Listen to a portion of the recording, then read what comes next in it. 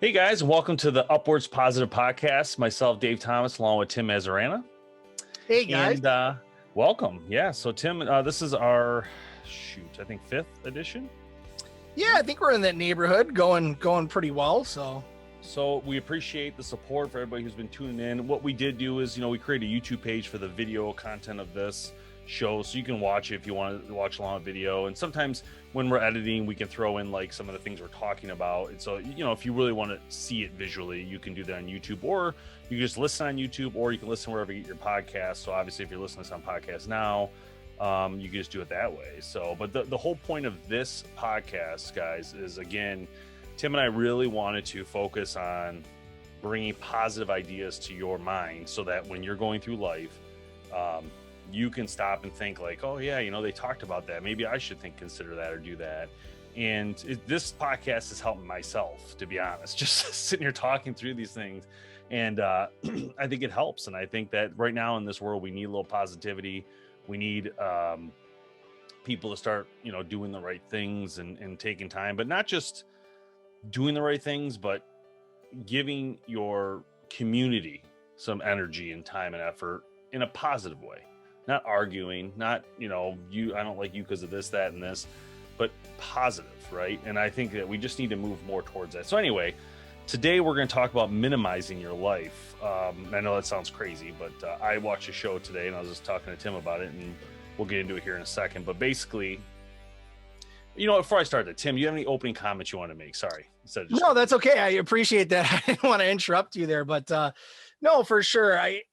I really find joy in these conversations that you and I have, and it's not really from the standpoint of we're doing this to help others, which we are. So don't get me wrong at that.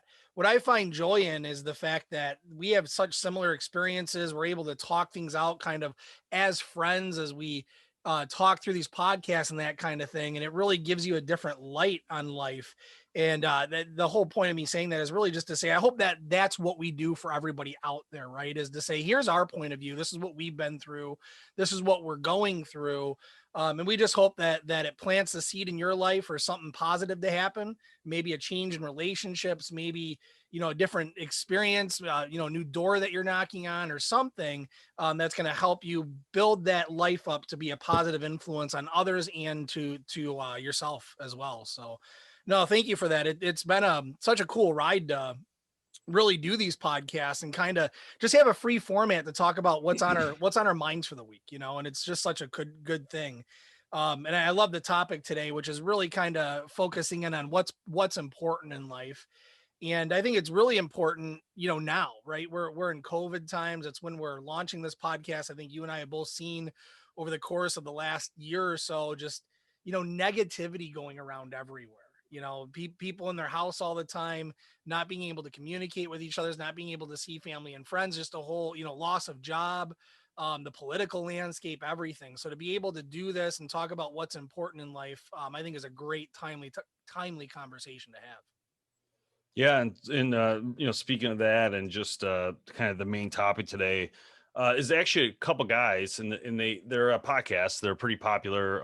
They're called the Minimalists, and they have a show. I believe it was on Netflix. We watched today, and it was very well done. And these guys basically we're going through life like you would normally do, right? You go to get your job, you do your job, do all your stuff. But what they're basically saying in their show and what they're promoting or preaching, however you want to say it, is that in life we tend to want more stuff and just stuff, so we like surround ourselves with all these things all the time. And so one of the guys in the movie said that his dad told him once that in order to have a great life, he said, well, Dad, how do I have something like this? And basically just point to his childhood home and all that. And his dad said, you got to make about $50,000 a year. So his whole goal originally in life, he circled 50 grand. How do I get there? Got there. And then he's like, well, maybe I need 60, I'm not really feeling happy. Maybe it's 70, maybe it's 100. So he kept going through this and working a lot, and never really found that balance, because every time he purchased a new place, he'd have to fill it back up. And, you're spending all this money, you're always in debt, and you're trying to keep up with this image of yourself that really no one really cares about. Like, like I don't feel like I do that. Like, even with my friends, I never really feel like there's an image I'm trying to portray to you guys or anybody I hang out with. That's me. But some people do feel that way. They want to have a BMW or a Porsche or whatever. So they feel like they have to overdo their friends or whatever.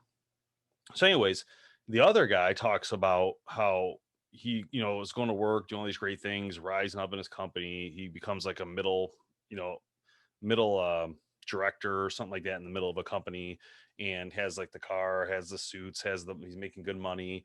And then one day he comes home after doing this for a while, and his wife decides to leave him, and his mother dies. And this like kind of opened his eyes, like, what have I been doing? Like, I'm like a zombie. And so he then decided to minimize his life and take back his life realistically, take back his freedom realistically. And what that means is like not buying things all the time online, or getting rid of donating a lot of the stuff. Even like as we're speaking about this podcast, I'm looking around thinking about what can I get rid of in here. I don't really need 3 guitars. I don't need, I could sell those, but I could donate the money. I could do something positive with that. So, I mean, there's things that all of us can do to help better ourselves. And I think in this case, like these guys kind of hit out of the park. And one of the things they said about it, and I recommend watching the show, I'll link it below. But one of the things they talked about is like, look, if you want to get started doing this to minimize your life, start with just get rid of one thing per day. That's it. Just one thing per day. Put it in a pile to give away, donate it, get it out of there. And eventually you'll start to realize like, wow, there's like a lot more space. Like I just feel so much free. Like all this burden's being taken off me, on top of debt and other issues, right? When it comes to money, you don't have any of that debt and all that stuff. You know what I'm saying, Tim? You know what I No, mean? there's a lot of cliches we can throw out there, right? Money doesn't find you happiness, less is more, all that kind of stuff. But until you've kind of lived through something like that, or have tried it, I think it's really hard to take those words to heart, which are absolutely true in my mind. I have this rule in my house. I don't live in a big house. My house is fairly small, 3 bedroom, 1.5 bath, no basement, single car garage, that kind of stuff. And I have a wife and a kid, and 2 kids, sorry, wife and 2 sons. And we have to, by nature, live a little bit, minimalist, if you will. But that's out of choice rather than it being out of any sort of necessity. Could we buy a better house? Yeah. Could we build a bigger garage? Yeah, we could, do all that kind of stuff. But at the heart of it, we try to keep in focus like what's really important to us, right? So for the little space that we have to make it worth it. So I have this rule in my house that says when we're going through our spring cleaning and all that kind of stuff, because things just do build up over time, right? I go out to my garage in the springtime, I'm like, where did this stuff come from? I got a new box for this or that, and it's all sitting in my garage. So my rule is this: if I haven't used it in 2 years, I donate it. So if there's something that I haven't used, I'm not talking like a table saw or anything like that, your next project to replace that would be fairly expensive. But if there's something that I haven't used, maybe I bought, didn't get as much use as I want out of it, or just fell out of trend in my life, we'll donate it and give it away. So we'll make runs to Salvation Army, wherever's taking donations for that kind of stuff. The other rule that we have in our house is that when it comes to Christmas, when it comes to birthdays and all those other events that the kids get gifts on, for as many gifts as they get, they have to donate that many of their own things. So Oh. Christmas time comes around. If they get 20 gifts from grandma and grandpa and mom and dad and all that kind of stuff, we make them go through and pick out 20 things to give away to somebody else, kind of in a way paying it forward, but it has multiple purposes. You get to pay it forward a little bit. You get to feel good about that, which is awesome. It teaches them to be able to give away and help other people. It helps declutter, which helps you mentally, live in the house a little bit easier, a little bit better. So there's a lot of different benefits that you come with it. And I guess I never really thought about it like that, like the minimalist, like type of thing, or what's really important in life until we started talking about this. But it is, I do those little things kind of out of habit, just to help other people, but along the same line, help teach my kids what's important in life and help them know that it's not about the things that you have at all. It's about the family and what you do on a day-to-day basis together and those memories that you make. Yeah, and they talk about that. They talk about when they got rid of the things they didn't need, everything had a purpose in their house. So if it was like this comb, right? This comb wasn't used just for my hair or my beard. It's used for whatever you need a comb for, right? I mean, it's just one. There's not like 6 or 8 of these laying around. They have one, everything had a purpose. And it was very interesting. The couch folds into something else, or you know what I mean? Like just really thinking about what it is. And what they said is it gave them back time. It gave them back showing them what was important and not all these other things like Mm. Zelda or Fortnite or whatever. It really started to bring back that idea of, and they're not saying like get rid of everything, but they're just saying like scale it down to what is really a need over a want. And maybe that want list is smaller than, you know what I mean? What you would just normally just buy whatever. Um, and and they also talk about, and this is really important because I don't know if most people realize this, but you don't want to think about it. The big tech companies are pushing into your mind what you need all the time. Like your phone tells them where you're at, what you're doing. It does all that stuff. If you didn't know that, just look it up. It's pretty crazy. But basically, they have to keep selling stuff to making money for all these big companies and having profits. So they look at you and they want you to have a need. They went from like spending, like they showed something that was like 5 billion a year and advertising like 230 billion or something crazy numbers like that now, and how much more they're coming after us as people to try to get us to buy things. um and when you look, I mean, how many times has any of us looked up anything on Google and the next thing you know, we see those advertisements for that all the time in our It's face scary. all the time. Yeah. It's creepy. And the thing is this, you have a target on you. And I'm only saying that because you just need to be aware of it, that they're going to try to get in your head. They're going to try to manipulate your thought to buy what you originally said. Oh, you know what? This is a really cool mouse, and I really like the color of it and it looks so cool. And, I got to get it. And then guess what? I look this mouse up, I get advertisements for PC gaming all the time. You know what I mean? Like until I bought Yeah. it, and I bought it. Right. So I fell for that trap. Everybody has, though. It's something that's how they get you. They just It keep is. putting it in front of your face. And anyway, what they're saying is, look, turn off your social media if you have to, right? Just don't look at your phone all the time. Just put it aside. Think about what's important and try to spend time with your family and other things and do games like board games, right? Whatever happened to board games, just Well, like we old fashioned. board games in our house, man, we have some knockers, man. It is one of those that like we'll start one and then all of a sudden a half hour, 45 minutes later, it'll just be an all out like battle. And I'm not talking a good battle. Like we're yelling, screaming at each other. Like I made a joke one time, posted on social media, but I made a joke about wanting to find a good lawyer to start a class action lawsuit because I was going to file a suit against Hasbro for ruining families. Because Hasbro's the one that owns Monopoly, but it is. So no, but I digress a little bit. But you're absolutely right. It's what other things can we do? I think the problem with COVID, well, there's a couple of things. Let me say about what we're going through right now, just as a country, as a world, with COVID being at home and all that kind of stuff. I think it's a curse and a blessing at the same time. So from that standpoint of really kind of trying to figure out like what's important to you in life and what brings the best memories and joy, and you can look back at this time and said, man, that was really, even though we were in this pandemic and there's people dying and all that kind of stuff, we made the best of it and this is how we do it. I think COVID really allows you to slow down a little bit, and really take those moments in, um and really have a sense of trying to figure out what is good in your life. I think part of the issue with COVID that I've realized though is some of the monotony that you get yourselves into, some of the bad habits that you get yourself Yeah. in, right? And we're struggling that with right now as a family. We live in a region where during the wintertime it gets cold out and it gets dark at 5 o'clock. And when it gets cold out and it gets dark at 5 o'clock and you can't go anywhere and there's nothing to do, what do you turn to?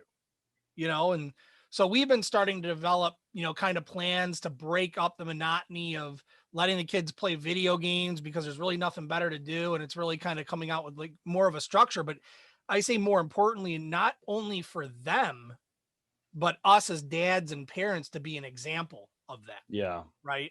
I think that's way more important of showing your kids how to do it than telling them how to do it. Yeah, that's a good point. I actually, I built an igloo in my backyard. I took some tarps. I bought tarps online. And I wrapped about half of my gazebo, and my gazebo actually has an opening on the top. So, I mean, even if the heat went up, it goes out. I mean, it Yeah. has like It's vented. slots, but it's vented. And I also have two of the not done, two of the 10 by 10 areas not done. But either way, I put my Blackstone in there. I got a heater in there. I go sit out there at night. I'll go sit out there like 10 o'clock at night, hang out. Maybe I'll have a cigar.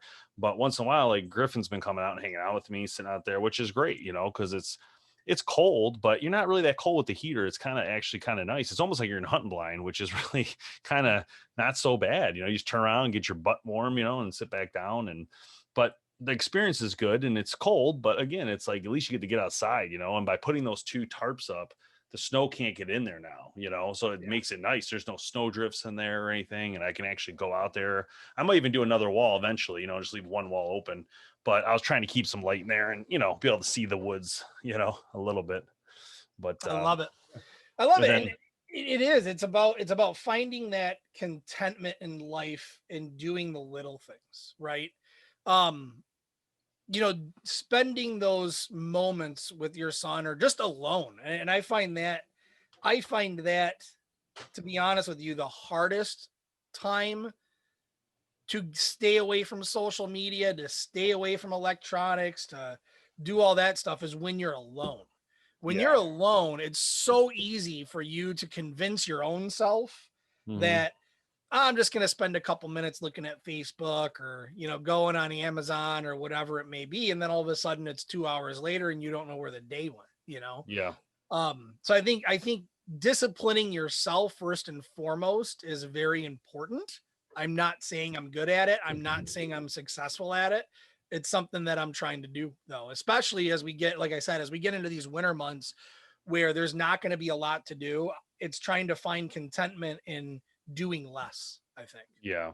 I find, I don't know what it is about me, but I'm not really big into social media. Like I love the idea that it's a marketing tool. I love the idea that people don't need the big companies to sponsor them now to like be somebody. Like you can be like Ninja, this guy plays video games now. He's like making hundreds of millions of dollars because he's found on YouTube and all that. I love that. I love that part that people have they can make their own path in life and not, have to rely on getting signed by a company. There's so many musicians now that have just been seen. Like Justin Bieber is such a great example. Like he's found on YouTube, you know what I mean? Like you don't need a big record anymore to be somebody. And I love that. Like I love that you can take that part out of it. But what I was going to say is that when you look at, well, I'll say like I don't really, if I didn't have to help with promoting things for us, like for our other stuff we do and all that, I wouldn't probably use most of them, to be honest.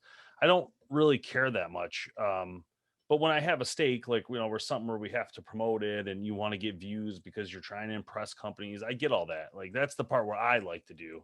But like if it was just normal, like see how Joe Schmo's doing. Not Yeah. really for me. Not really for me. I know women love it. Women love it. Not to get sexist here, but women love social media. They just do. And I get it. They like to be around people and have conversations. And I am stereotyping there. Sorry. It might not be all Well, I women. mean, there's men out there too, and I think it comes down to more of whether or not there's a certain type of people that need acceptance, that need to know, that need encouragement, and it's that whole like button issue, right? Like how many Hmm. likes am I going to get this time?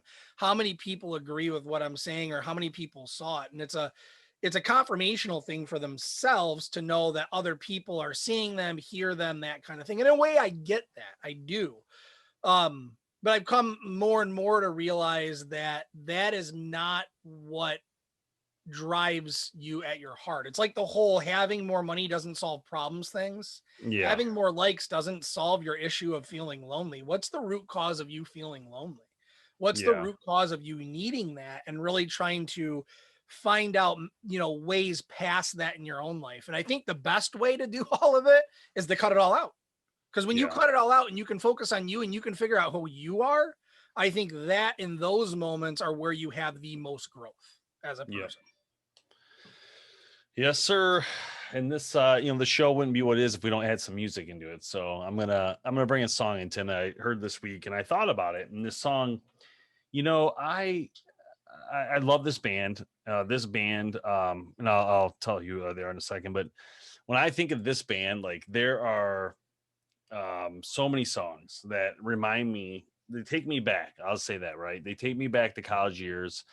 They have one song that every time I hear it, all I think about is like us like traveling back roads and hanging out at Central and all this stuff. And I think you're always going to get that with some songs, but um this there are a couple songs really do that because they're literally our time in college, like literally. So the band is OAR, of a Revolution.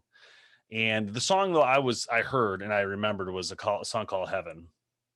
And I'll just kind of go through some of the lyrics real quick for you guys. And if you Already haven't heard it, stuck in my check head. it out. You know the song? I do. I've heard it. Oh, Yeah. good. It says, so the song's got a really great opening, right? It's a really great opening. They have a live version of this. I'll try to link this one below too, so you guys can check it out when you get time. But it says, I'm underneath it all tonight. Out my window, there's a million lights, thousand hearts feeling just like me. Man, it feels like heaven out here on the street. I know I got a lot to learn. Breaking bottles only left me hurt. Play with fire till I burn myself. Don't you know that love will bring us somewhere else? And so then it goes on. So that's like the main part of it, but that's not obviously the chorus. The chorus goes, um, so you take the left, I'll take the right. Under arrest, we're under fire. Oh, oh, oh, I don't want to go to heaven if I can't get in. You take the low, I'll take the high. You lock the gate, I hear the quiet. Everybody got a problem with the way I live. I don't want to go to heaven if I can't get in. So I don't know, Tim. Like, what's your thoughts on that? Because I don't think it is what it says when I hear that song. Like, I don't get that feeling at all. I almost feel like it's like I almost feel like they're at a church and the priest is saying like, "You ain't going to heaven if you do this, this, and that," and they're basically saying like, "Well, I don't want to go to heaven if I can't, if I can't do." You know what I mean? But Yeah, what's no, your and I thoughts think on that that? I think that's what I kind of imagine it to be too, is that this whole world is judging you, judging. Yeah, At least that's the way that everybody feels, right?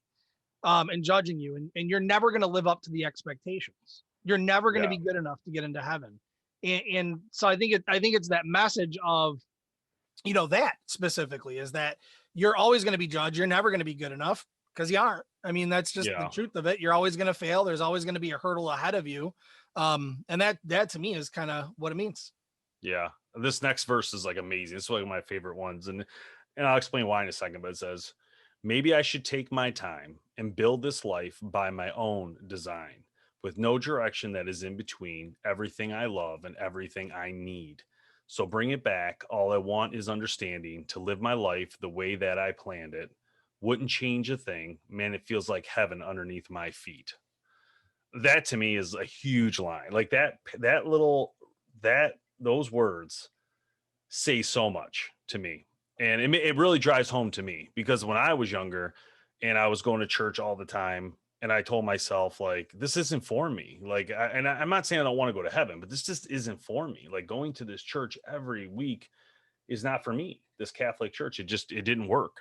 And I don't know what it was, but like I'm I'm living a life that's good and nice and help people. And you know what I mean? So like if that's not what it's all about, then what is it about? Right. And I guess that's kind of like the way I feel that the song brings out for me is just, I want to build it by my own design. I don't want you telling me how to design my life. I want to build it based on the factors I've learned from what you've told me, but then build it around me, not around what you think it should be, but what I think it should be based on my relationship with God and Jesus or whatever. Yeah.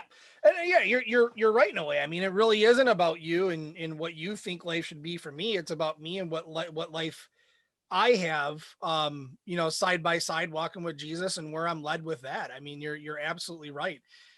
There is no, and I think we see a lot of that in our generation, of walking away from the Catholic Church, and in my mind, rightfully so, because there's so many stagnant traditions of, if you do this, you get this. If you do this, you get that. That's not how life works. Well, life doesn't work like that. It's not traditions. It's not repetitive nature. Life changes every day. There's hurdles in front of you. You're going through tests every day.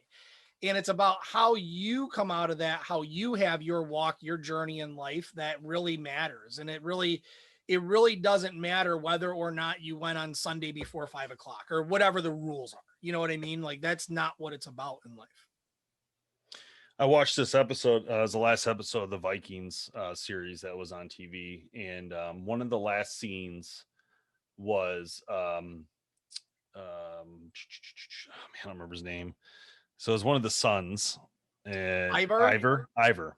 So Ivor's like in this battle. It's like one of the last scenes that he's alive in, and the guy runs up to him on the other side with a knife, and he's gonna stab him, but he stops because he's scared of him because he's like supposed to be a god or whatnot. And then Ivor looks at him and says, "Don't be afraid." And then the guy stabs him to death, and then he dies. But what I thought was interesting in that part, and I know it's just a movie and all that, but like what I took from that was just like, it's my time. This is meant to be. It's not necessarily like don't hurt me, run away. This is where I'm supposed to die. This is it. Yep. And I was just getting to that because it's I feel like a lot of things are kind of, I don't want to say pre-planned, but I do feel like there's a path, and I do feel like there is, everybody's going to die. So, I mean, there's obviously a time for everybody. In that moment, it was his time. And again, I know it's, I know No, it's not, I know it's just a movie, but I'm just saying, in the like, it was, moment, I think this is what it brings out is in the moment that you live right now, us talking on this podcast right now, it's hard to see the journey ahead of us. It's easy to see the journey behind us and where we came from, but it's hard to see where we're going with that. So those moments where like you have this scene where he knows everything is built up to this right then and now is so powerful because he realizes it all in one moment. And we rarely get that in life because yeah, it's so hard for us to see what's going to happen 5, 10, 15 minutes and where our path is going to take us, that to watch somebody go through their entire journey and have that journey come to exactly what they thought it would be when they thought it would, when it would happen is a very powerful moment, I yeah, think. yeah. No, I hear you. So We, I do have a song as well great. that plays into the topic of life and the small things. And mine's a little bit, off the wall, if you will, but mine is Bare Naked Ladies, If I Had $1 Million. Good And one. so let me pull it up here. Um, the reason why I wanted to talk about this real quick is, to me, it's really all about one lyric in this whole song. If I had a million, let me type in. If I had $1 million, I'd buy you. All right. So to go on, and so the song just talks about having $1 million, and it talks about what they would do with it, right? I'd buy a house. If I had $1 million, I'd buy furniture for the house. If I had $1 million, I'd buy you a car. If I had $1 million, I'd buy you a tree for it. And it goes on and on and on and on and on about all this stuff that they would buy. But it doesn't talk about being happy, and it doesn't talk about doing, it just talks about spending the money and spending it and trying to find happiness through spending it and spending it and spending it.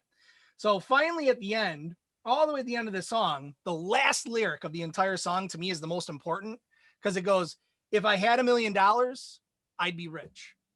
And that's it. That's all you would be, is rich. You would have money. Yeah. It doesn't mean you would be happy. It doesn't Fulfilled. mean where you spend that money is going to make you happy. All it means at the end of the day, after I sing this whole entire song, is I'd be rich. And so, yeah, so it's as cheesy as it sounds, that song's always been interesting to me just because of how it ends of I'd be rich. And you're right. It's not about the I'd be money. rich. You got it. It's the thing about it, Tim, if you look around right now, like you just look around your area, and everything you see, even the nice things that you think, like your keyboard, your laptop, right? It's all plastic. It's materials. It's Yeah. literally all material, just shaped different ways. This mouse looks so cool. It's got all these holes in it and these colors, but realistically, it's just lights. It's just electricity. It's just plastic. Is this really more important to spend time playing with this than is to spend time with your kids? And that's what I'm getting at. Like, this is what I think they were getting at in the end of the day, is like, how do we bring it back to this? How do we minimize that? Right. And I think about it all the time, because I think about, okay, well, hey, you're got to this point, Dave, but guess what? You have, maybe 7, 8 years left with your kids, and they're gone. Yeah. and then they're going Crazy. to go off and live their Isn't that life. crazy? They're going to come visit. Yeah. But this whole household where it's always messy and we're always screaming like clean up after yourself and all this stuff. But really at the end of the day, in only a short amount of time, less than a decade, they'll be gone. Yeah. And everything that's in here that's kiddish will be gone. Yeah. That whole period of your life will be completely erased. You'll go back to a minimalist house, which is fine. I want a minimal house, but what I'm saying is like it'll be scary almost, like too clean, too Yeah. empty, right? And that feeling of like the time you put into that, the 20 years, right? Basically, is over. My So, case, it'll probably be 25 to 30 because I don't think they'll ever move out. But so that's just Tim, this brings me to my final point I wanted to talk about, and I know that's been a weird. Obviously, it's been a year that no one's ever expected. But what I would suggest is that this, for some people, the COVID experience was probably the best thing that ever happened to them. In the sense, like people like myself who are working every single day like a robot, going in and going out and leaving to do a job that I could do from here and do in less time. Like people were under the gun all the time, and their lives were going by them like this, just full like air. And even people I hear the other day, like my boss said, made a comment, like someone said to him, he's like, oh, I'm on my third cup of coffee on this meeting. And they're like, how'd you ever do it driving 50 minutes to work every day? He's like, I don't know. I don't know how I did it. And I said, I didn't say this, but I was thinking it. You were a robot. Yep. yeah. Don't even think about it. You just do your job. Go to It's the work. Go to work. monotony of life. Absolutely. You work yourself into these patterns, into these habits. And when that all becomes upended, then you start to realize that sometimes change is good. Yeah. I Because think for people correct didn't me get if I'm sick or wrong, you weren't unhappy back then. no. You just didn't realize what you were missing until now. Correct. That's So, correct. I mean, On that's top of, huge. I just feel like now it's like, now am I more efficient? I'm more effective. I can see my kids throughout the day. You know what I mean? Like I can prepare a nice dinner every day instead of like scrambling. I don't go and spend $8 a day, $5 on a soup a day and $3 on a coffee every single day. I'm not paying for gas. I mean, it's a whole different level of life. And I just hope that when this is over, that jobs continue this route, or we don't go back to that old school of you got to be at work, you got to wear a tie, you got to do this. It's just so politically wasted time and money for And everybody. there's people that can't and won't experience that, and we get it. I mean, Yeah, and I'm there's sorry. a I wish you there's a could. whole group of people out there like myself and Dave that realize this balance that life can bring if given a chance. And I think it's that balance, those little moments of like, I can go pick my kids up when they get out of school now, right? Yeah. I mean, it's little things like that that really bring joy. And looking back on it, I'm a big, and I mentioned this earlier, and we really haven't delved too deep into it, but I'm a big camper. We've camped for near on 10 years now. We've done a lot of it. And I think the reason why we did a lot of it was to break away from that monotony. And it was really to get back into that minimalist type of mindset of getting back to what's important. Because when you go camping, we don't have electronics. There's no computers, there's no laptops, there's no switches or anything like that. We pop up a camper, we have food, water, shelter, and ourselves, and maybe a beer or two, because Yep. you have to have a beer or two. At least I do. mRNA. Or Grand Marnier. But it really is. And in having those just few days to get out of the normal and just get back to nothingness and just calmness and just be able to relax your mind. That's why we did it. Looking back, we didn't do it for any other reason than it kept us sane. It kept us Yeah. focused on what was important. Yep. For So sure. That's it. That's all I got today, Tim. that's That's all I it. got too, man. It's find what's important to you. Less is, will give you every cliche. Money doesn't make the world go round. Um, well, it does in a way, but money doesn't bring you happiness. Less is more. What else? What other cliches are there? Those are I the would just say, if you don't like your job now, do it. Do what you want to do. Find what you want to do. Take classes while you're doing your first job before you quit, right? You know what I mean? Do what you want to do in life, not what other people want you to do, and really try to take advantage of something you find fun. I mean, that's the big thing, right? Like if I could make a living doing this podcast and talking to you guys, I would do it in a heartbeat. film 5. Tim and I would film these like 5 a day if we could, you know. I mean, if that was I love doing this type of stuff. Like, to me, this is what I was meant to do, is cool stuff like this. And eventually maybe we will. But am I not happy with my job? No, I love my job. I think it's a great job. Just like Tim, I think we both are definitely content and have a good time. And it's not like it's sucking my life force out of me. You know what I mean? Like, if it Right. was, I would leave. That's why I said I had a job like that once and I got the heck out of there because I What knew did it was. I did it for 8 years. Yeah, Did I it every knew. morning. I did it for 8 When- months. I was like, I gotta get out of here. When I woke up, I mean, it was 8 years that I did the same type of job, a couple different companies. But when you wake up every morning and you're not excited to go to work, or you dread going to Or work, sad you're to gonna have go. days like that. Don't get me wrong, but when it lasts for a month or 2 months, it's Yeah. time. And I've said this before. It's time to start knocking on doors to see if any doors are going to open for you. It doesn't mean that they will, and don't be disappointed when they don't, because there's a plan, there's a journey you're supposed to be on, and maybe in that moment that's where you're supposed to be. That's where I was for 8 years, you know, doing that. Yeah. In the trenches is what I call it. I was in the trenches for 8 years, but coming out of those trenches, you get to appreciate life a lot more. So those hard times bring good times. They always do, and they always will.